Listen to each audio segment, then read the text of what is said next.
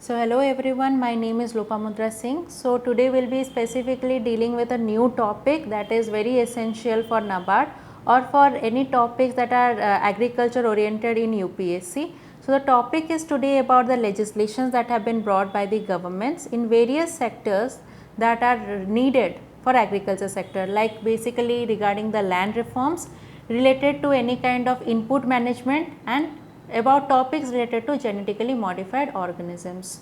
So this comprehensive classes would be dealing with any such legislations that are very important, and it would be good if you go through it and try to understand certain aspects and try to understand that what they mean to the agriculture sector of our country.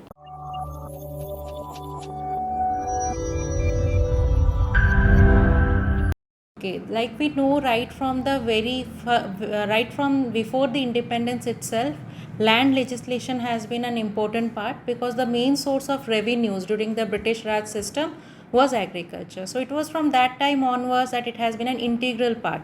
While during the British era, mostly those legislations were only limited to the fact that they wanted revenue, they wanted to keep the correct records so that accordingly all the data could be collected and accordingly the revenue could be collected from the farmers. But round the year after independence it has changed. Right from the first planning itself, our government has tried to bring about legislations only in the view that it would uplift the poverty, the ongoing poverty in our country.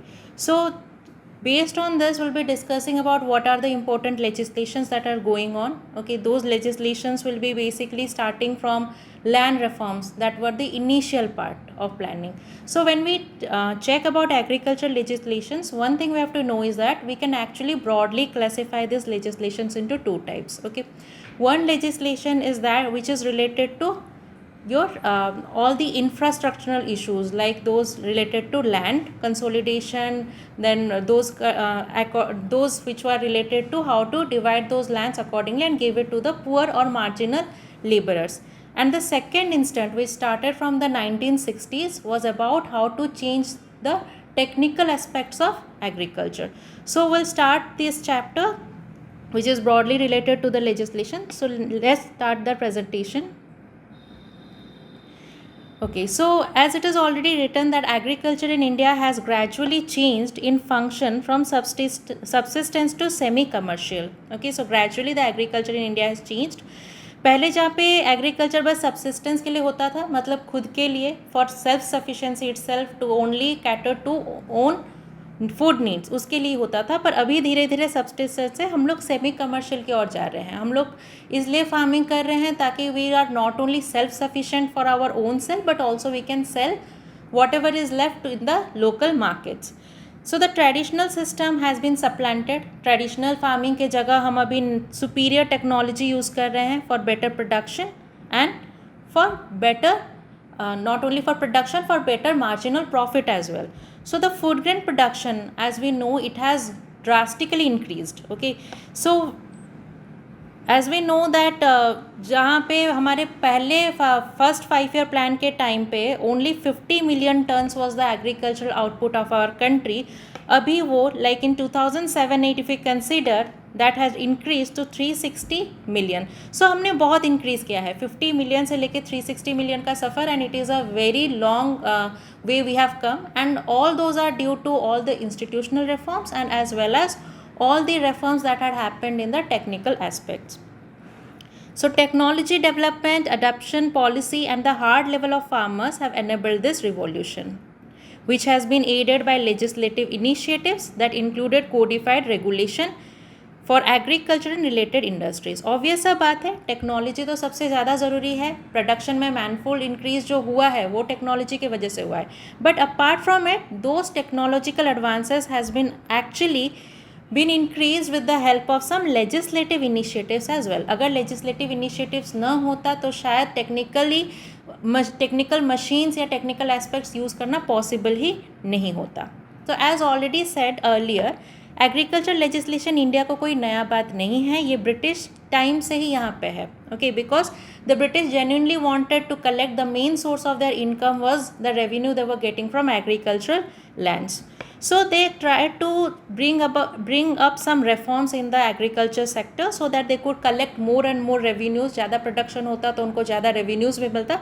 So इसी feeling से उन्होंने ये reform start किया था. But the real legislative measures, the real measures in order to uplift the people who are dependent on agriculture as a source of income, तो वो start हुआ आपके after independence, that is in 1947. Now, when we talk about the laws that have been changed significantly in order to bring about the changes, तो हम उन laws को actually बहुत सारे initially हम उनको 4 categories में divide कर पाएंगे. So what are those laws? Those are eradication of intermediaries, tenancy reforms, land holding ceilings, laws relating to Gramdan and Bhudan. So let me make you understand what it actually means. Eradication of intermediaries, तो आपको थोड़ा बहुत ये तो पता होगा कि initially British जो थे वो डायरेक्टली फार्मर्स से कलेक्ट नहीं करते थे जो भी अपने टैक्सेस रहते थे. Rather they used to appoint people like zamindar या फिर लैंडलॉर्ड्स होते थे. डिफरेंट टाइप ऑफ सिस्टम था, ज़मींदारी सिस्टम, रियोटवारी सिस्टम, जिसके अंतर्गत कि लोगों से टैक्स कलेक्ट किया जाता था. इनका काम था लोगों तक टैक्स कलेक्ट करना और उनको ब्रिटिश के जो ऑफिशियल्स हैं उनको देना. तो वो इंटरमीडियरी के रूप में काम करते थे. ओके, एंड इसमें कुछ कहीं ना कहीं एक्सप्लॉइटेशन स्टार्ट हो जाता था. ये लैंड ओनर्स खुद का मुनाफा भी देखते थे, तो इसीलिए इन लोग जो फार्मर्स होते थे, मार्जिनल स्मॉल फार्मर्स होते थे, इनको इन लोग बहुत एक्सप्लॉइट करते थे. So the first reform that our government did after the independence was the eradication of the intermediaries. कैसे ये जो मिडिल मैन हैं उनको कैसे हटाया जाए ताकि गवर्नमेंट और फार्मर्स एक दूसरे के आमने सामने आ जाए without any kind of middle man. Second जो था वो था टेनेंसी रिफॉर्म्स. बहुत सारे ऐसे लोग थे जो कि एज टेनेंट्स बड़े बड़े फार्म में काम करते थे. बट उनका खुद का हक नहीं बनता था उस लैंड के ऊपर. They were not having their individual rights on that land. So the next thing was what our government wanted was to give them tenancy rights. Okay, उनको अपने वो जो जिस ज़मीन पे वो लोग काम करते थे उनका हकदार उनको ही देना जो कि एक्चुअली काम करते थे. तो that is known as tenancy reforms. Next was about land holding ceilings. Right after independence एक चीज़ देखा गया कि near about 80% of our lands were concentrated with those who are bigger farmers. बहुत बड़े फार्मर्स जो थे उनके पास बहुत ज़्यादा लैंड था, जबकि हमारे बहुत सारे पॉपुलेशन ऐसे थे जिनके पास कि their own even a small piece of the land did not belong to them. तो इससे क्या प्रॉब्लम होने लगा, इनको उन्हीं के नीचे रहना पड़ता था, उन्हीं के पास काम करना पड़ता था. Despite of working hard, despite of working day and night, उनको उसका न ही उनका मॉनिटरी वैल्यू उनको उस काम का मिलता था. Neither were they given rights over there own land, and if necessary कभी कभी वो ज़मींदार जो थे वो निकाल भी देते थे इन लोगों को. So what happened was that government ने सोचा कि अगर हमको रियली एग्रीकल्चर फील्ड में रिफॉर्म करना है तो पहले हम लोग को ये देखना है कि कैसे हम इस चीज़ के ज़रिए जो लोग पॉवर्टी में हैं, जो लोग लैंडलेस है, कैसे वो चीज़ को हम सॉल्व कर सके. तो उसके लिए ये ज़रूरी था कि जिनके पास एक्सेस लैंड था उस एक्सेस लैंड को जिनके पास एक्सेस लैंड है उनसे उन लैंड को लेके उन गरीबों में बांटना जिनके पास की वो लैंड नहीं था. So that is how land ceiling term was introduced. Land ceiling means एक स्पेसिफिक अमाउंट ऑफ लैंड ही एक इंसान के पास हो सकता है. अगर उससे ज़्यादा उसके पास लैंड हुआ then there could some actions could be taken against that person. तो लैंड सीलिंग बस इसीलिए किया गया था ताकि वो ज़मींदार जो अपने लैंड देना नहीं चाहते थे, ताकि उनसे जो एक्स्ट्रा लैंड है वो उन लोगों को दिया जा सके, those who are actually in need of some amount of land. और लास्ट रिफॉर्म जो लाया गया वो था Gramdan and Bhoodan. Gramdan and Bhoodan actually एक रिफॉर्म तो नहीं है, ये एक मूवमेंट था जो कि महात्मा गांधी ने स्टार्ट किया. फिर महात्मा गांधी के बाद विनोबा भावे ने स्टार्ट किया. And Gramdan Bhoodan is actually on the same concept that how excess land could be distributed to small and marginal farmers or to those जिनके पास की ज़मीन टोटली था ही नहीं. So as we already discussed, independence के बाद पहला जो फाइनेंशियल प्लानिंग था उसमें यही 4 चीज़ों के ऊपर एक्चुअली चेंजेस लाने थे. So majority of this laws have been enshrined in the 9th schedule of the Indian constitution. ensuring that they are immune from legal challenges in the event of required adjustments. Okay, तो ये जाहिर सा बात है, जब ज़मींदारों से उनका access ज़मीन लिया गया, उन गरीबों पे बांटा गया, तो बहुत लोगों ने इसको अपना फंडामेंटल राइट्स का वायलेशन बोला, and due to that only supreme courts हो गए, हाई कोर्ट्स में ये लैंड लॉज जाके they tried to get their lands back. तो इसलिए सरकार ने क्या किया ना, उन्होंने, जैसे कि आपको पता होगा कि anything that is added into our constitution, actually it cannot be changed easily and it cannot be actually be challenged in a court. तो इसीलिए क्या किया गया, इन सारे जो चेंजेस को लाया गया, सारे रिफॉर्म्स को जो लाया गया, it was added in the Indian constitution where in the 9th schedule. तो इसके ऐड करने से फ़ायदा क्या हुआ, now it could not be challenged legally in any court. The landlords or the zamindars could not go to court and could not actually ask that why their lands were taken away from them. So something about the Bhudan movement is already written here, that Bhudan movement was actually initiated by Acharya Binoba Bhave in the early 1950s to accumulate land contributions for distribution of the land to the landless. तो इसका मतलब क्या था, those people who were voluntarily interested to give up their land, तो उनके land को collect किया जाता था और उन लोगों में डिस्ट्रीब्यूट किया जाता था जिनको कि एक्चुअली लैंड का ज़रूरत था. Initially it was started as a movement, voluntary movement, but slowly it was followed by legislative approval and permission by states through a succession of laws and norms. तो धीरे धीरे जो कि एक मूवमेंट, एक वॉल्यूंटरी मूवमेंट के हिसाब से स्टार्ट हुआ था, उसको लेजिस्लेटिव अप्रूवल दे दिया गया, एंड नाउ लीगली किसी के पास ज़्यादा ज़मीन हो तो उसको लेके मार्जिनल फार्मर्स में बांटा जा सकता है.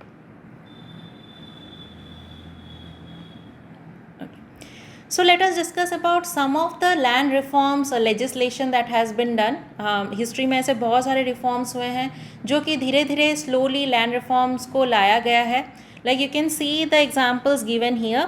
The Bombay prevention of fragmentation and consolidation of holding acts 1948, the Punjab holding consolidation and holding act of 1953, the UP Consolidation of Holding Act 1953, then the Rajasthan Holdings Consolidation and Prevention of Fragmentation Act 1954, the Madhya Pradesh Land Revenue Code 1959, Jammu and Kashmir consolidation holding act 1960. तो ये बस examples हैं कि initial पे ये कैसे different provinces में apply किया गया. इनिशियली बॉम्बे जो कि एक प्रोविंस था तब, it was not just a city but rather a province, then how वहाँ पे कैसे अप्लाई हुआ, फिर कैसे धीरे धीरे नॉर्दर्न स्टेट्स में आपका अप्लाई हुआ, and after that though similar laws have been also enacted in states like Bihar, Assam, Andhra Pradesh, Himachal Pradesh and other states during the 1974s and 75s. तो this is a small snippet to show that कैसे legislation धीरे धीरे, ऐसा नहीं कि it was brought all of a sudden, धीरे धीरे provinces में लाया गया so that people got accustomed to it and people got to know that what are the advantages of those land consolidation system. Okay, so not just that but to further the consolidation efforts, बहुत सारे states ने अपने खुद के कुछ legislative measures भी लाया. Okay, खुद के कुछ ऑर्गेनाइजेशन कोऑपरेटिव यूनिट्स लाए जिससे कि जो लैंड्स था, जो डिस्पर्स लैंड्स था, उनको कलेक्ट किया जा सके और उनको इफेक्टिवली यूटिलाइज किया जा सके.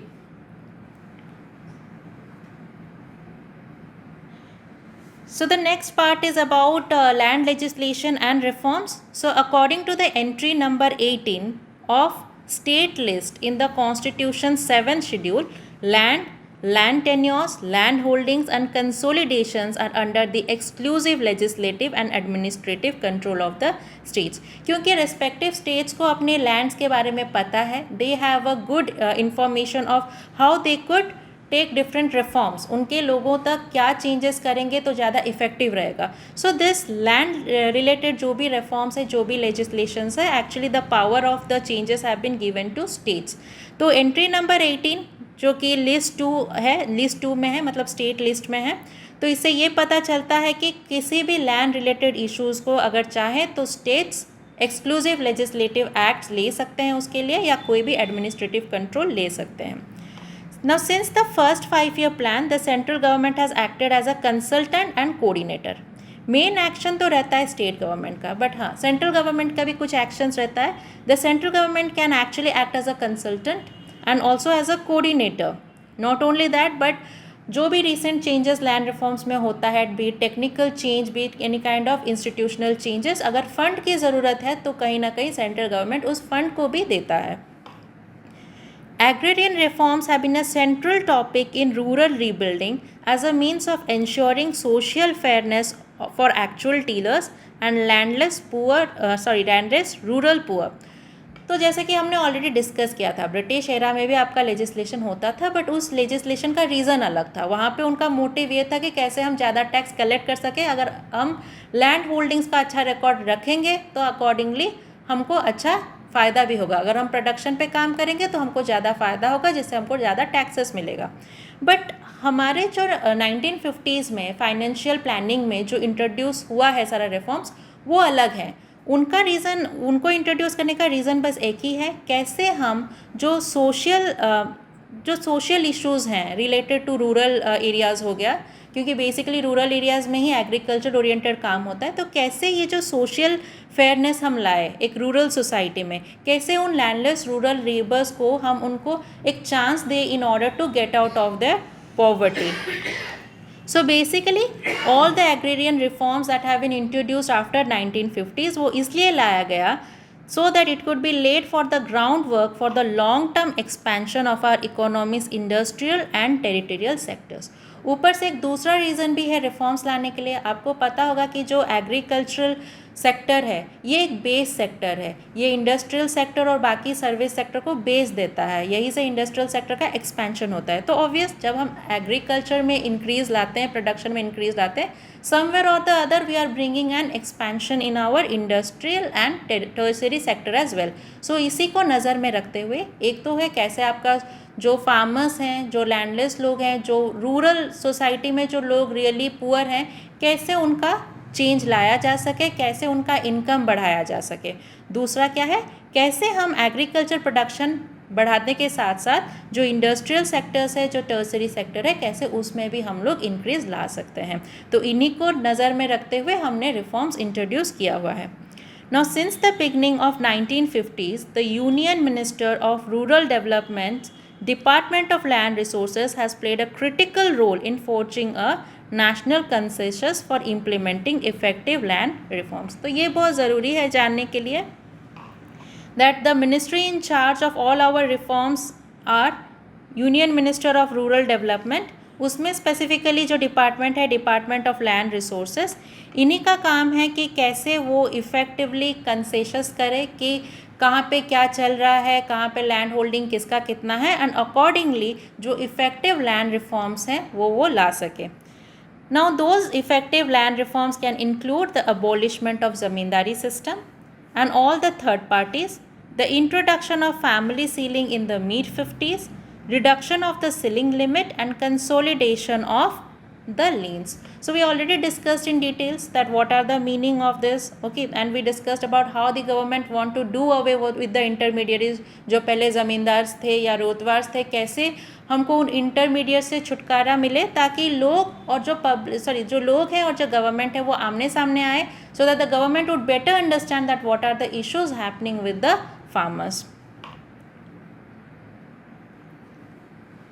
Okay.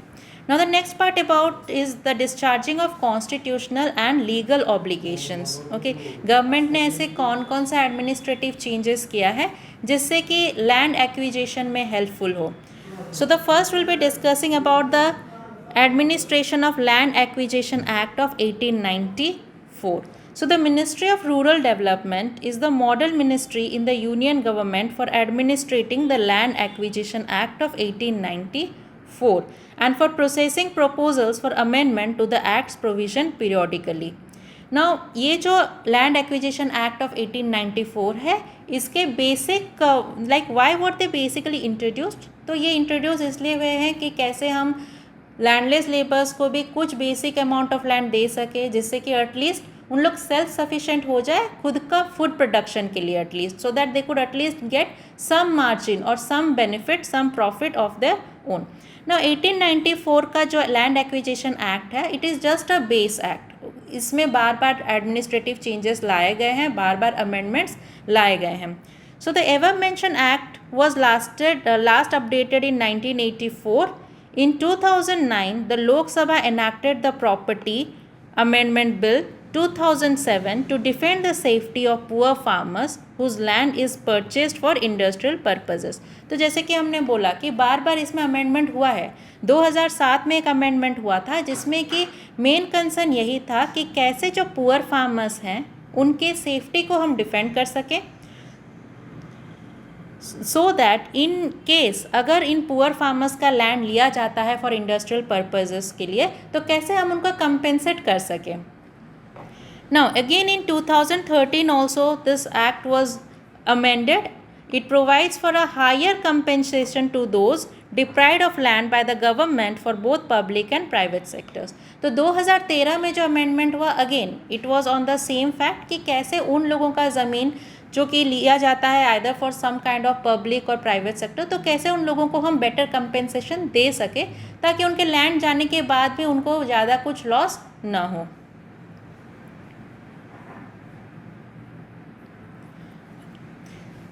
So the next thing is about monitoring of land reform activities. The Land Reform Division, okay, there is a division known as Land Reform Division जिसका काम ये है कि कैसे वो जो डिफरेंट लैंड रिफॉर्म एक्टिविटीज़ हैं उसको मॉनिटर करे. So it organises conferences of chief ministers and revenue ministers from time to time to play an effective coordinating and advisory role in the implementation of land reform measures. So land reform division का काम क्या है? जितने सारे state governments हैं या revenue ministers हैं उनको हेल्प करना सो दैट उन लोग इफ़ेक्टिवली कोऑर्डिनेटेड वे में अपना लैंड रिफॉर्म मेजर्स ला सकें. Now apart from that, the land reform division also monitors the conferral of ownership rights to tenants, the restoration and prevention of tribal land alienation, consolidation of holding, distribution of government wasteland and ceiling surcharges. तो बस advice देने तक ही limited नहीं है land reform division. उसका एक दूसरा काम है कि वो कॉन्स्टेंटली मॉनिटर ये करता है कि क्या जो टेनेंट्स हैं उनको अपना ओनरशिप राइट मिल चुका है, क्या ट्राइबल लैंड के लोगों को अपना जो रेस्टोरेशन या उनको लैंड को जो ऑक्यूपाई करने की कोशिश करता है क्या उससे प्रिवेंशन मिल चुका है. कंसोलिडेशन, ज़्यादा लैंड का कंसोलिडेशन, क्या उसका कुछ लिमिटेशन लाया जा चुका है, क्या उसका स्टॉपेज किया जा चुका है. गवर्नमेंट वेस्ट लैंड्स या एक्सेस जो सरप्लस लैंड है क्या उसको सही से डिस्ट्रीब्यूट किया जा रहा है, एक्सेट्रा. सो जितने भी लैंड रिफॉर्म्स लाया जा रहा है बेसिकली जो लैंड रिफॉर्म डिवीज़न है उसका काम है कि सही से चेक करना whether this actions are been taken और टेकन प्रॉपरली और not.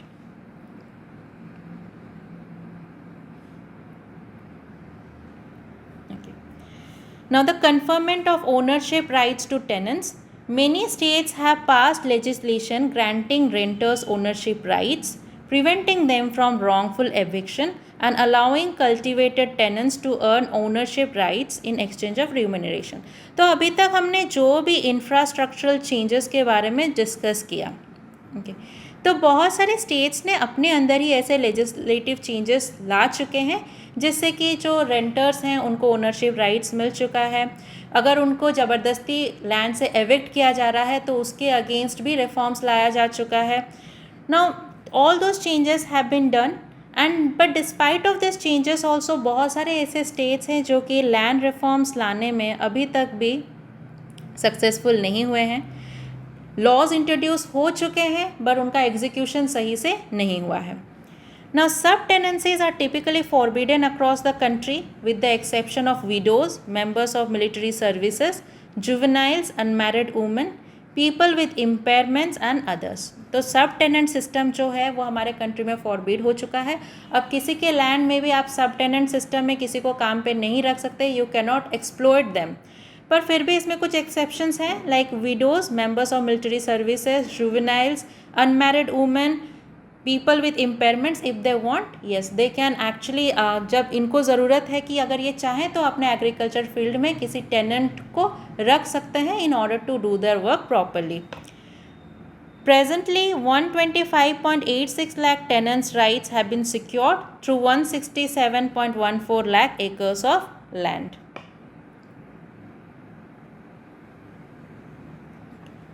Now, as already discussed, government के पास कुछ सरप्लस लैंड्स हैं, this can be either waste lands और this can be the excess land that the government has got after the land ceiling act. तो government क्या करता है, ये जो सरप्लस लैंड है government tries to actually give them to the beneficiaries who are really in need. So since its introduction in March 2006, the overall amount of land asserted surplus in the history has increased to 6.838 million acres, where these approximately 5.9 million acres have been claimed ownership of. So government 2006 में जब पहली बार introduction हुआ about how to get surplus lands, then government के पास 6.838 million acres का surplus land था. उसमें से already 5.9 million acres का लैंड गवर्नमेंट कुछ लोगों को दे चुका है, the real beneficiaries, the people who are really in need of land. And 4.940 million acres were already allocated to 5.350 million beneficiaries, जिनमें से 39% of people belong to scheduled caste and 16% belong to scheduled tribe. So government कोशिश करता है कि इन land distribution को ऐसे किया जाए कि सदियों से वो पीपल जो कि those who have been actually been exploited like those scheduled caste people and scheduled tribe people, तो उनमें भी उनके तक भी कैसे ये लैंड डिस्ट्रीब्यूशन अच्छे से पहुंच सके, so that they could also take advantage of this. The distribution of government wastelands. Among the most important land reform methods in the country has been the distribution of government wastelands. The central government has long held the position that wastelands such as the disposition of state government should be allocated to the deserving rural population. So government के पास ऐसे बहुत सारे lands थे, okay, those which actually cannot be utilized properly. Wastelands ऐसे lands होते हैं जिनका की fertility बहुत कम होता है, the lands are actually not good for agricultural sectors etc. तो गवर्नमेंट अभी कोशिश कर रहा है कि कैसे वो इन वेस्ट लैंड्स को भी मार्जिनल रूरल पॉपुलेशन जो है उनको डिस्ट्रीब्यूट कर सके, ताकि वो कुछ इफ़ेक्टिव चेंजेस ला सके. Those effective changes can be in the form of animal husbandry और by setting up of small scale industries. तो इन वेस्टलैंड्स में ऐसे चेंजेस लाया जा सके जिससे कि this wastelands could be used effectively in order to meet the needs of the rural population.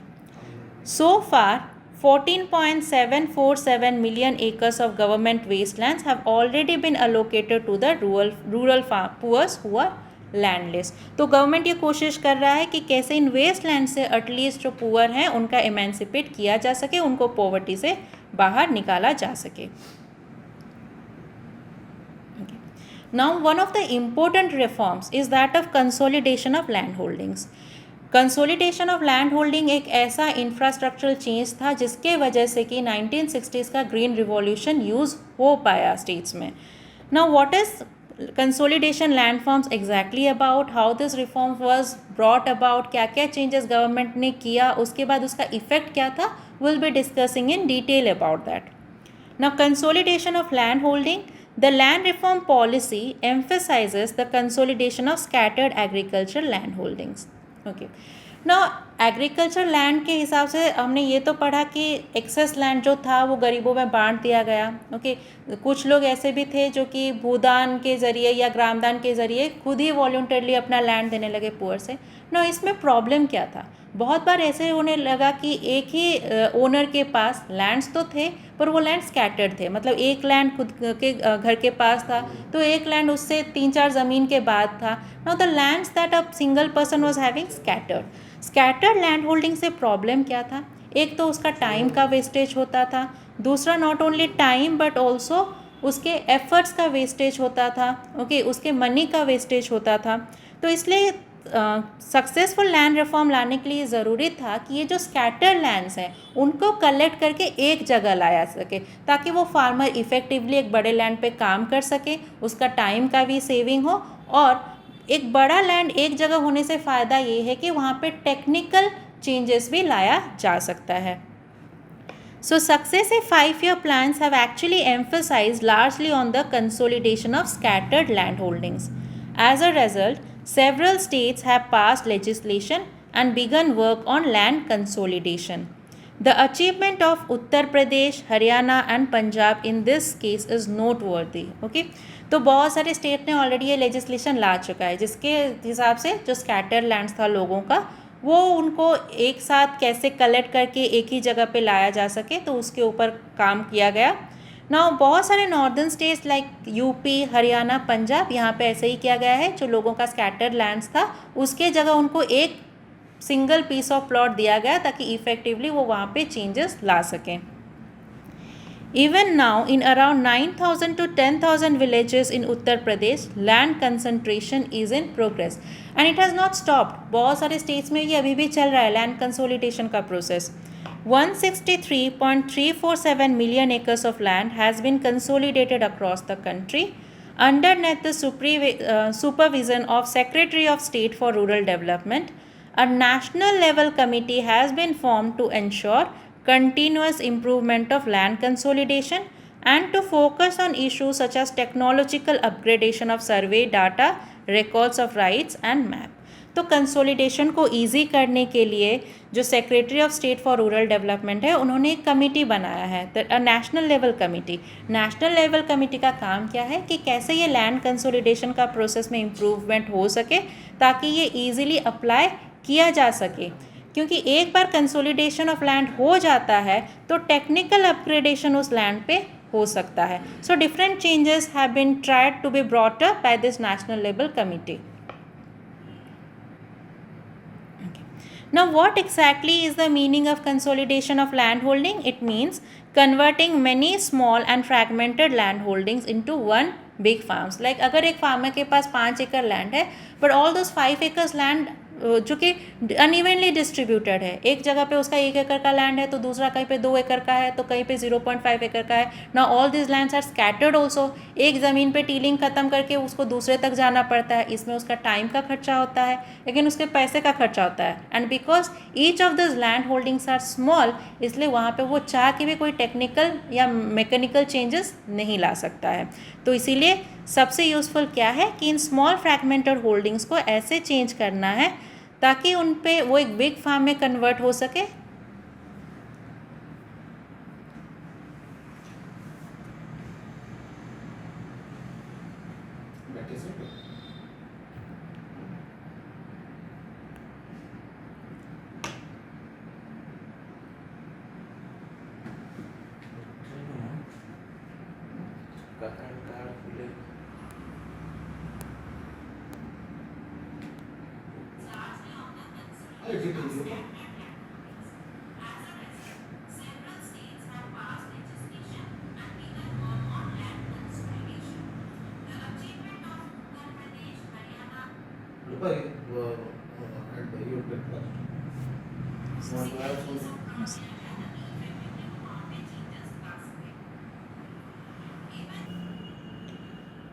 So even now, in around 9,000 to 10,000 villages in UP, land concentration is in progress. So land consolidation एक constant process चल रहा है. बहुत सारे northern states में already apply हो चुका है लेकिन बहुत सारे states हैं जहाँ पे ये constantly अभी apply हो भी रहा है.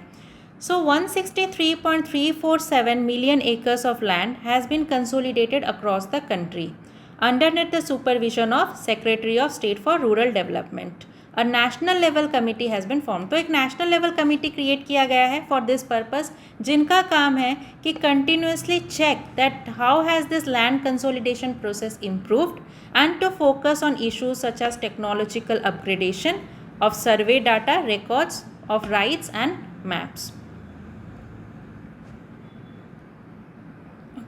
Now what is the exact meaning of consolidation of land holding? So it means converting small and fragmented holdings into one big farms. जैसे कि एग्जाम्पल लीजिए, एक फार्मर्स के पास 5 एकड़ का लैंड है पर उसके जो लैंड जो है वो एक कंटिन्यूस लैंड नहीं है. एक जगह पे उसका 1 एकड़ का प्लॉट है, दूसरा 1 किलोमीटर के बाद उसका एक 2 एकड़ का लैंड है, उसके बाद कहीं पे एक 2.5 एकड़ का लैंड है तो वगैरह. तो वहाँ पे ज़रूर क्या प्रॉब्लम होता है, फार्मर को बार बार अपने अलग अलग लैंड्स को जाना पड़ता है, ऊपर से लैंड होल्डिंग्स बहुत छोटे होने के कारण वहाँ पे वो चाह के भी कोई टेक्निकल चेंजेस या कोई हैवी मशीनरीज यूज़ नहीं कर पाता है। तो इसका एक सोल्यूशन क्या है कि in small and fragmented holdings को कलेक्ट करके एक सिंगल बड़ा प्लॉट उसके जगह इन फार्मर्स को देना। So this is exactly the meaning of consolidation. So it means pooling the land together and realloting them to the farmers. Now, where was it first started? This system of land holding was first started in 1750s in Denmark. So Denmark was the first country which started this act of consolidation of land holdings. Now the question is, what is the need of land consolidation? Land consolidation जितने भी reforms हमने discuss किया उसमें से land consolidation ही सबसे important क्यों है? क्योंकि उसके बेनिफिट्स सबसे ज़्यादा हैं, उसके नीड करंट नीड से रिलेटेड है। अगर टेक्निकल एस्पेक्ट्स में चेंजेस लाना है हमको एग्रीकल्चर में तो कहीं ना कहीं कंसोलिडेशन ऑफ लैंड ज़रूरी है। Now let us know what are the benefits regarding those consolidation of land. तो पहला बेनिफिट है आपका to do away with small land. Okay, small land से प्रॉब्लम क्या होता है? It can not be utilized effectively, it can not any kind of technical reforms can not be brought अगर farms आपका छोटा हुआ तो ये एक मेजर डिसएडवांटेज है। तो कंसोलिडेशन से क्या होता है? We do away with the small farms and small farms के जगह हम एक फार्मर को एक बड़ा सिंगल प्लॉट देते हैं जिससे कि वहाँ पे टेक्निकल रिफॉर्म्स लाया जा सके। सेकेंड नीड क्या है? Most of this small lands are scattered. एक जगह कहीं पे होता है तो दूसरा जगह उससे कुछ डिस्टेंस पे रहता है, जिससे कि प्रॉब्लम क्या होता है? A farmer has to regularly move from one plot to another plot. इसमें क्या होता है? There is a wastage of time as well as a wastage of energy as well as a wastage of money. तीनों वे से scattered होने से तीनों वे से नुकसान होता है। Now in order to stop this wastage of money, time and energy, हम क्या कर सकते हैं? इन स्कैटर्ड लैंड को हम एक जगह पे पूल कर सकते हैं। The third benefit of consolidation, जैसे कि मैंने बोला, अगर लैंड होल्डिंग बड़ा हो गया तो इफेक्टिवली उसमें मैकेनाइज्ड एग्रीकल्चर हो सकता है, टेक्निकल रिफॉर्म्स उसमें लाया जा सकता है, which will eventually lead to progressive farming. एक बार अगर हम मॉडर्न टेक्निक्स अप्लाई कर पाते हैं हमारे एग्रीकल्चर फील्ड्स में तो ऑब्वियस सा बात है कि हमारे प्रोडक्शन में काफ़ी इंक्रीज होगा, we will go towards progressive farming. So this is the need of consolidation.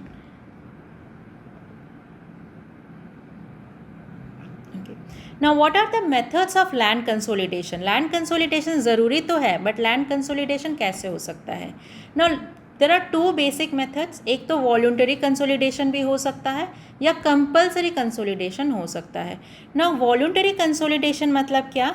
जब farmers खुद ही agree करते हैं to voluntarily consolidate their land holdings. एक गांव है और वहाँ पे अगर फार्मर्स खुद ही सोचते हैं कि नहीं हमारा ज़मीन स्कैटर्ड है, we are not able to utilize it properly, and उन लोग वॉल्यूंटरली एग्री करते हैं in order to bring those changes, in order to consolidate their own land of their own, तो उसको बुलाते हैं voluntary consolidation. And voluntary consolidation actually started in Punjab में ये स्टार्ट हुआ था इन 1921 व्हेन फार्मर्स खुद ही चाहते थे कि कैसे उनके लैंड्स में चेंजेस लाए और खुद ही उसके लिए उन्होंने इफेक्टिवली चेंजेस भी लाया। नाउ ऐसे बहुत सारे जगह हैं जहाँ पे कि लोग वॉल्यूंटरली खुद के लैंड को कंसोलिडेट करना नहीं चाहते हैं, they don't have a problem from there land getting scattered. ये क्यों होता है? क्योंकि लोगों में अपने लैंड से वो स्पिरिचुअली रिलेटेड होते हैं। बहुत सारा लैंड हमको फॉर फादर से मिला रहता है, तो उस टाइम पे क्या ना वो अपने लैंड को एक स्पिरिचुअली उसके साथ कनेक्टेड रहता है, इमोशनली कनेक्टेड रहता है, जिसके वजह से कि वो लैंड को कंसोलिडेट होना नहीं चाहता है, even if it is for their own benefit. तो वहाँ पे क्या किया जाता है? वहाँ पे किया जाता है compulsory consolidation. Compulsory consolidation are again of two type, एक है आपका पार्शियल कंसोलिडेशन और दूसरा है आपका कंप्लीट कंपल्सरी कंसोलिडेशन। ना पार्शियल कंसोलिडेशन मतलब क्या? ओके ना, कंपल्सरी कंसोलिडेशन में क्या रहता है? यहाँ पे गवर्नमेंट की भूमिका सबसे ज़्यादा रहता है। Ultimately it is the government who actually compulsorily consolidates the land of farmers. इसमें पार्शियल कंसोलिडेशन का मतलब क्या होता है? अगर ऐसा कोई विलेज है या ऐसा कोई एरिया है जहाँ पे लाइक 70% ऑफ द फार्मर्स या कोई भी fix number of majority of farmers अगर चाहते हैं कि उनका लैंड कंसोलिडेट किया जाए, तो बाकी के लोग जो कंसोलिडेट करना नहीं चाहते हैं तो उनको भी ज़बरदस्ती इस कंसोलिडेशन प्रोसेस में शामिल किया जाएगा। तो पार्शियल कंसोलिडेशन में क्या है? If majority of the farmers in an area want to consolidate their farms, then the other half also have to comply with the rules of the government. उनको भी अपना लैंड कंसोलिडेट करना ही पड़ेगा। On the other hand जो complete compulsory consolidation है वो क्या होता है? अंडर कंप्लीट कंपल्सरी कंसोलिडेशन ये होता है कि even if none of the farmers want to consolidate the land, उस टाइम में भी गवर्नमेंट इंटरवेन कर सकता है और ज़बरदस्ती इन फार्मर्स के लैंड को कंसोलिडेट कर सकता है। तो इसको बोला जाता है कंप्लीट कंपल्सन। मतलब यहाँ पे अगर एक भी फार्मर राजी नहीं है, then also the government interferes and bring about the effective changes. Now let me tell you what are some of the areas जहाँ पे कि पार्शियल कंसोलिडेशन हुआ है। नाउ पार्शियल कंसोलिडेशन 1923 में Madhya Pradesh was the first state to start this act of partial consolidation. तो मध्य प्रदेश ने ये rule किया था कि अगर एक एरिया में 60% ऑफ फार्मर्स राजी हो जाते हैं कि उनको अपना लैंड कंसोलिडेट करना है, तो बाकी के फार्मर्स को भी कंप्लाई करना पड़ेगा with this process. Similarly complete compulsory consolidation का एक एग्जांपल है इन 1947 द अर्स्टवाइल बॉम्बे प्रोविंस, जो कि अभी जो महाराष्ट्र है वो पहले बॉम्बे प्रोविंस था, तो 1947 में वहाँ पे कंपल्सरी कंसोलिडेशन किया गया था। कोई भी राज़ी नहीं था उन एरियाज़ में, तो भी वहाँ पे कंपल्सरी चेंजेस लाया गया। Now one thing to understand is that partial consolidation is not that effective, तो इसलिए कंप्लीट कंसोलिडेशन की और गवर्नमेंट ट्राई करता है, and in many states sufficient reforms have been brought to bring about compulsory consolidation.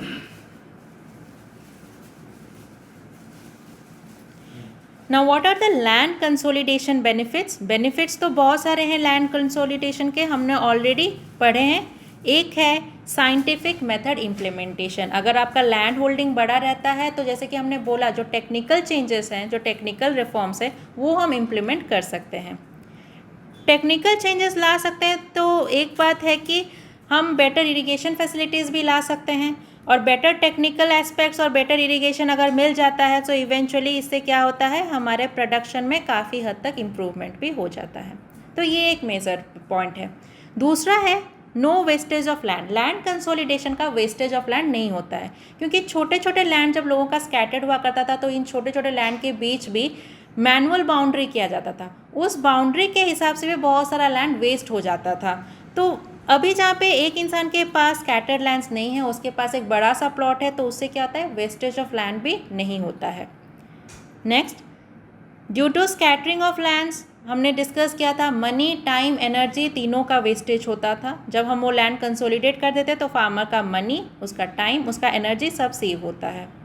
Also the income increases, क्योंकि जहाँ पे better scientific implementation हो पाता है, इरीगेशन फैसिलिटीज़ पहुँच पाता है, देन ऑब्वियस सा बात है प्रोडक्शन बढ़ता है। प्रोडक्शन बढ़ता है तो प्रॉफिट बढ़ता है, मतलब फार्मर का इनकम भी सफिशिएंटली इंक्रीज करता है। अपार्ट फ्रॉम दैट COP मतलब कॉस्ट ऑफ प्रोडक्शन, एक एग्रीकल्चर करने में जो भी खर्चा होता है उसका भी रिडक्शन होता है, क्योंकि जब एक फार्मर अपने स्कैटर्ड प्लॉट्स पे काम करता है तो सफिशिएंट मनी भी उसका वेस्ट होता है। ओके, बट व्हेन वो लैंड एक ही जगह कंसोलिडेट हो जाता है तो उसका जो कॉस्ट ऑफ प्रोडक्शन है वो काफ़ी हद तक घट जाता है। जब कॉस्ट ऑफ प्रोडक्शन घट जाता है तो उसके प्रॉफिट में भी मार्जिनली इंक्रीज हो जाता है। And the last one is mechanization. It means कोई भी टेक्निकली एडवांस्ड जो मैकेनाइजेशन प्रोसेसेस हैं वो भी अप्लाई किया जा सकता है इन बिगर फार्म्स में, जो कि पहले स्मॉलर फार्म्स में अप्लाई नहीं हो सकता था। So these are some of the benefits of land consolidation system. पर ऐसा नहीं, हर एवरी कॉइन हैज़ 2 साइड्स, और लैंड कंसोलिडेशन के कुछ नेगेटिव्स भी हैं। वो नेगेटिव्स क्या हैं? पहला है the orthodox mind set of many people. बहुत लोगों में जो हमने डिस्कस किया कि many people are spiritually and emotionally connected with their land. वो उनका फोर फादर्स का ज़मीन रहता है, तो जिसकी वजह से कि वो उससे स्पिरिचुअली कनेक्टेड रहते हैं, इमोशनली कनेक्ट रहते हैं, और भले ही उनका लैंड स्कैटर्ड हो, उनको भले ही पता हो कि नहीं लैंड कंसोलिडेशन से उनको फ़ायदा मिलेगा, पर वो अपने जो खुद का जो प्रॉपर्टी होता है जो फोर फादर से आया हुआ वो उसको गंवाना नहीं चाहते हैं, because they are connected to its emotionally. Second problem क्या है, it is oppose by rich farmers. जो रिच फार्मर्स हैं उनका लैंड जो है जनरली देखा जाता है, उन जो फर्टाइल लैंड रहता है एक रूरल एरिया में वो जनरली रिच फार्मर्स के पास होता है। नो लैंड कंसोलिडेशन से क्या प्रॉब्लम हो सकता है, बहुत सारे फार्मर्स को अपना फर्टाइल लैंड्स गंवाना पड़ सकता है और फर्टाइल लैंड के जगह उनको इनफर्टाइल लैंड मिल सकता है, तो उसका एक डर रहता है बहुत सारे फार्मर्स में। Now the other negative is that proper record नहीं है। इंडिया में एक इशू ये है कि यहाँ पे प्रॉपर रिकॉर्ड ऑफ लैंड नहीं है। ये प्रॉब्लम क्यों शुरू हुआ था, let me tell you. When the British Raj system was going on in India, उस टाइम जैसे कि मैंने बोला ब्रिटिश राज सिस्टम ने काफ़ी हद तक कोशिश किया था लैंड रिकॉर्ड रखने के लिए, क्योंकि उनका main source of income, main source of revenue land था। लेकिन 1950s में जब हमारा पहला फाइनेंशियल प्लानिंग स्टार्ट हुआ तो हम लोग के लिए लैंड और रेवेन्यू का सिस्टम नहीं रहा। For us it was only meant to improve the social condition of marginal and small farmers. तो तब से क्या किया गया ना, प्रॉपर रिकॉर्ड ऑफ लैंड नहीं रखा गया। And right from that time onwards ये रिकॉर्ड जो नहीं रखा गया तो इसकी वजह से बहुत इशू होता है। लोगों का ओनरशिप वाला रिकॉर्ड नहीं है, कौन सा लैंड उनका है, कितना लैंड है, इसका हमको कोई डाटा ही नहीं है, जिसके वजह से कि ये कंसोलिडेशन करना थोड़ा इम्पॉसिबल होता है। Next one, the misuse by real estate mafias. बहुत सारे रियल एस्टेट माफियाज इसको यूज़ करते हैं लैंड कंसोलिडेशन प्रोसेस को। कैसे यूज़ करते हैं, लेट मी टेल यू ना। अगर किसी रियल एस्टेट माफिया को ये पता है कि अगले 5 या 10 साल में इस लैंड में काफ़ी हद तक इसका कॉस्ट बढ़ने वाला है, तो उन लोग क्या करते हैं, उन लोग ये जो छोटे फार्मर्स हैं उनसे इनका जो स्कैटर्ड लैंड है ये खरीद लेते हैं। Okay, and that also at a very lower price. बाद में जब गवर्नमेंट कंसोलिडेट करता है तो ये लोग अपने इन स्कैटर्ड लैंड के बदले एक बड़ा सा एस्टेट ले देते हैं और इसके जगह उन लोग अपना कोई भी बिजनेस फर्म हुआ या कुछ भी रिजॉर्ट हुआ, कुछ भी होटल्स हुआ, they could start any word. Okay, so ये जो लैंड कंसोलिडेशन का प्रोसेस जो कि गवर्नमेंट ने एक्चुअली क्यों इंट्रोड्यूस किया है, ताकि लैंड बड़ा हो तो वहाँ पे एग्रीकल्चर हो सके। लेकिन उसको यूज़ क्यों किया जा रहा है, ताकि जो रियल एस्टेट माफियाज़ हैं वो इसको एक्यूमुलेट कर सके और इसके जगह अपना नया बिजनेस स्टार्ट कर सके। So this is something that is derogatory. और सबसे लास्ट है इनएफिशिएंट रेवेन्यू ऑफिशियल्स। हमारे जो रेवेन्यू ऑफिशियल्स हैं actually they have been not trained properly, they do not actually know about how to properly work upon those reforms that have been started by government, जिसके वजह से दो ये legislations बहुत states में ऑलरेडी बहुत पहले से स्टार्ट हो चुके हैं बट अभी तक इफेक्टिवली ये एग्जीक्यूट नहीं हो पा रहे हैं। So it is highly needed कि रेवेन्यू ऑफिशियल्स को प्रॉपर ट्रेनिंग दिया जाए, उनको प्रॉपरली समझाया जा सके कि कैसे ये चेंजेस लाया जा सके।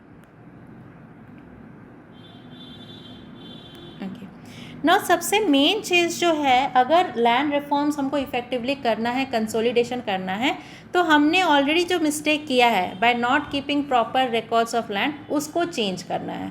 तो government has already learned a lesson, it is trying to computerize all the land records. तो गवर्नमेंट ने इसके लिए 2 स्कीम भी लाया था in the late 1980s। Those 2 schemes were strengthening of revenue administration and updating land records. कैसे जो revenue administrations हैं या लैंड रिकॉर्ड्स हैं उनको स्ट्रेंथन किया जा सके और अपडेट किया जा सके, SRA and ULR। And the second one was computerization of land records. Now both this strengthening of revenue administration and updation of land records and computerization of land records, they have been merged in 2018. इन दो scheme को 2008 में merge कर दिया गया as NLRMP और the national record land record modernisation programme. Okay, now NLRMP के अंतर्गत क्या क्या किया जाता है। पहला, आपके जो रजिस्ट्रेशन प्रोसेस है, लैंड रजिस्ट्रेशन प्रोसेस है, उसको कंप्यूटराइज कर दिया गया। ऊपर से जो लैंड सर्वेज है वो किया जाता है and the surveys and mapping are usually done with the help of GPS, HRST and aerial photography. मतलब मॉडर्न टेक्नोलॉजी यूज़ करके हम लैंड सर्वे कर रहे हैं आजकल। Proper training is given to those people who are involved in this, awareness is being done, and apart from that all those records registration हो गया, survey and mapping हो गया, जो भी हो गया, उनको प्रॉपरली कंप्यूटराइज्ड फॉर्म में इन रिकॉर्ड्स को रखा जा रहा है।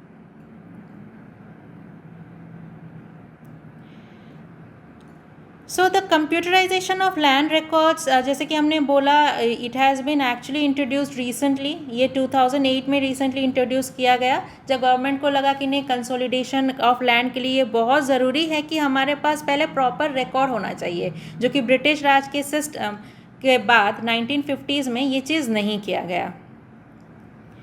Now the NLRMP is under the department of land resources, which we already discussed, जो कि एक विंग है रूरल डेवलपमेंट मिनिस्ट्री का।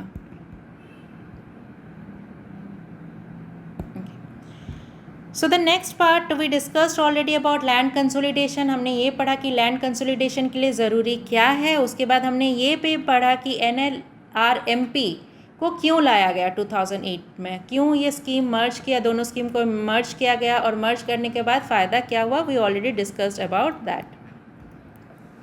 Now one thing important to know is that NLRMP के अंतर्गत जो भी सारे प्रोसेसेस हैं, जैसे कि कंप्यूटराइजेशन रजिस्ट्रेशन प्रोसेस हो गया या सर्वे एंड मैपिंग का हो गया, ये जो भी प्रोसेस है, इसके फंड्स कहाँ से आते हैं?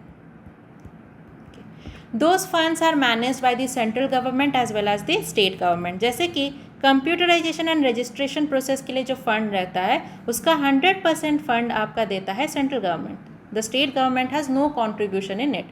वहीं पे जो आपके सर्वेज और मैपिंग्स का जो रहता है, उनका क्या रहता है, 50% is given by the central government और 50% का फंडिंग यहाँ पे कौन करता है, state government. Okay, but there is an exception. North east states में ऐसा नहीं होता है। नॉर्थ ईस्ट स्टेट्स में 90% ऑफ फंडिंग करता है सेंटर, जबकि बाकी का जो 10% वो फंडिंग करता है स्टेट गवर्नमेंट। वैसे ही आपके जो ट्रेनिंग पर्पसेस के लिए जो फंड्स चाहिए, वो कहाँ से आता है, सिमिलर है। नॉर्थ ईस्ट स्टेट्स के लिए 90% of fundings are from the centre और बाकी 10% आता है आपके स्टेट गवर्नमेंट से। Okay, on the other hand बाकी सारे स्टेट्स में आपका 75% फंड आता है सेंटर से और बाकी का 25% आपका आता है स्टेट से। तो यहाँ से आपको पता चल रहा होगा कि ये जो पूरे प्रोसेस हैं, इसमें गवर्नमेंट के भी फंडिंग, सेंट्रल गवर्नमेंट का भी फंडिंग लगता है, स्टेट गवर्नमेंट का भी फंडिंग रहता है। Both the centre and state government actually try to consolidate with each other, they try to actually remain with each other parallelly so that they could bring successful changes in this land reform method. Now let us discuss about some of the other reforms that have been brought.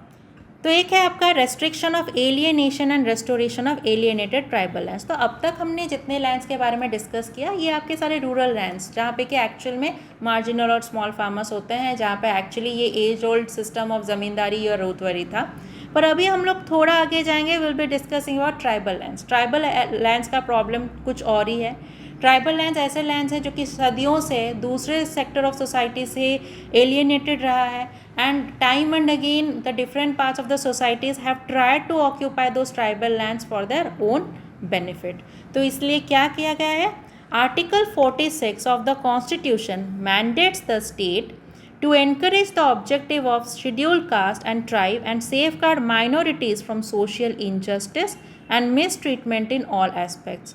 State governments have agreed to a policy forbidding tribal land transfers to non-tribal and restoring tribal territories to them. तो जैसे कि हमने discuss किया था कि tribal lands को बहुत बार बाकी लोगों ने कोशिश किया है कि कैसे इन जगहों को ज़बरदस्ती ऑक्यूपाई किया जा सके। तो इसके लिए गवर्नमेंट ने क्या किया है, एक स्पेशल आर्टिकल है, आर्टिकल 46 इन आवर कॉन्स्टिट्यूशन, जिसके अंतर्गत कि हमारे स्टेट गवर्नमेंट को इनकरेज किया गया है कि कैसे वो जो शेड्यूल कास्ट हैं और शेड्यूल ट्राइब्स हैं उनका सेफगार्ड मॉनिटर कर सकें, सो दैट उनको किसी भी तरह का सोशल इनजस्टिस से या मिसट्रीटमेंट से जाना ना पड़े। सो देयरफॉर स्टेट गवर्नमेंट ने कुछ रूल्स निकाला है रिगार्डिंग द ट्राइबल लैंड्स कि ट्राइबल लैंड्स किसी भी नॉन ट्राइबल्स को ट्रांसफ़र नहीं हो सकता है, एंड अगर भी ट्रांसफ़र किया गया है पहले तो कैसे इन ट्राइबल लैंड्स को फिर से रिस्टोर किया जा सके to those tribal communities. According to statistics obtained from various states, 3.75 lakh instances of tribal land alienation have been filed thus far, encompassing 0.855 million acres of land with 162 lakh cases settling in tribals' favor. Okay, तो बहुत सारे tribal लोगों को already उनके land से alienate किया जा चुका है. In fact as we saw 3.75 lakh ऐसे केसेस हैं जहाँ पे कि ट्राइबल लैंड एलियनेशन के खिलाफ केस फाइल किया गया है. And this cases are on about 0.855 million acres of land. Now इसमें से बहुत सारे ट्राइबल्स के फेवर में ऑलरेडी रूलिंग आ चुका है. On various grounds, the courts have dismissed 1.54 lakh cases covering 0.363 million acres. Okay. Now, gender and land rights. Women land ownership and land related property have enhanced in many states. तो पहले क्या होता था, जो women होते थे तो उनको एक्चुअली अपने फोर फादर से जो लैंड रहता था वो उनको नहीं मिलता था. But gradually there has been changes, equality लाया जा सके, जैसे कि वुमेन को भी अपने हिस्सा का लैंड मिल सके. So there has been women land ownership and land related property acts that have been brought about by many states. The Succession Act of 1956 have been revised in Karnataka, Tamil Nadu and Andhra Pradesh to concerns connected to women's claim to the property, particularly land. Some states such as Rajasthan and Madhya Pradesh have established that property matters including landed property will be handled under the applicable personal laws. However, several states like Haryana, Jammu Kashmir, Delhi and Punjab have failed to take necessary efforts to offer constitutional and legal protection for women in terms of land access. So, women land ownership को लेके अलग अलग states में अलग अलग changes लाया गया है. Now, in some states they have been extremely successful, जैसे कि कर्नाटका हो गया, तमिलनाडु हो गया, आंध्र प्रदेश हो गया, they have brought about these changes. दूसरे भी states like राजस्थान, मध्य प्रदेश, उन्होंने अपने खुद का एस्टेब्लिश किया है personal law boards where any property related issues related to women not getting their own paternal property और like that they would be discussed there. However कुछ ऐसे स्टेट्स भी हैं जहाँ पे कि लॉज लाया नहीं गया है and they have failed to actually give this constitutional and legal protection to women in terms of land access. Now, the strengthening of revenue administration and updation of land records. सारे land reform लाने का एक जो मंत्र है वो ये है कि कैसे हम सारे जो लैंड हैं, जो सारे प्रॉपर्टी है, कैसे उनको करेक्टली रिकॉर्ड कर सकें, कैसे उनको करेक्टली अपडेट कर सकें. एक बार अपडेशन हो गया, एक बार प्रॉपर डाटा हमको मिल गया, तभी हम प्रॉपर चेंजेस भी उसमें ला सकते हैं. तो जैसे कि ऑलरेडी हम लोग डिस्कस कर चुके हैं कि a state funded scheme for improvement of revenue administration and updating of land reforms, that is SRA and ULR, has already been launched in 1987. इसका काम क्या है? To assist states and union territories with the responsibility of revising land records. तो land records को कैसे revise किया जा सके, कैसे उनको कंप्यूटराइज किया जा सके, तो इसके लिए ऑलरेडी ये स्टार्ट हो चुका है इन 1987. पायलट बेस में ये 2 स्टेट्स में पहले स्टार्ट किया गया, that is in Bihar and Odisha. So in 1987 and 88 the scheme was authorised for Bihar and Odisha. जब बिहार एंड ओडिशा में ये सक्सेसफुल हुआ तो 1989-90 में it was slowly expanded to other states and union territories. State governments are implementing the scheme through their Revenue Land Reforms Department. It is funded on a 50:50 split. तो ये जो strengthening हो रहा है रेवेन्यू एडमिनिस्ट्रेशन में या जो land records का अपडेशन हो रहा है, तो ये both state government and central government मिलके कर रहे हैं. Okay, now 50% of the funding is being given by the central government and 50% is being given by the state government. Whereas union territories are getting 100% of funding from the central government.